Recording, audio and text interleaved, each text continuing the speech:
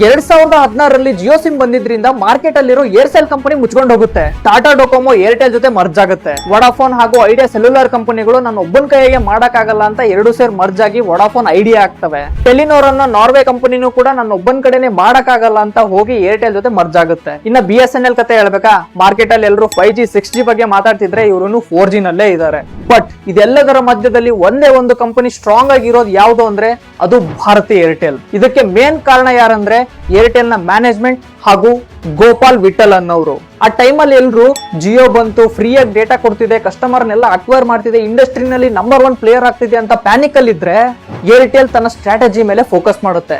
Strategy ಏನಂದ್ರೆ ಜಿಯೋ ಎಷ್ಟು ದಿನ ಅಂತ ಫ್ರೀ ಕೊಡುತ್ತೆ, ಅವರು ಕೂಡ ಒಂದಲ್ಲ ಒಂದು ದಿನ ಚಾರ್ಜ್ ಮಾಡ್ತಾರೆ ಅಂತ ಅವ್ರ ಸ್ಟ್ರಾಟಜಿ ಇರುತ್ತೆ.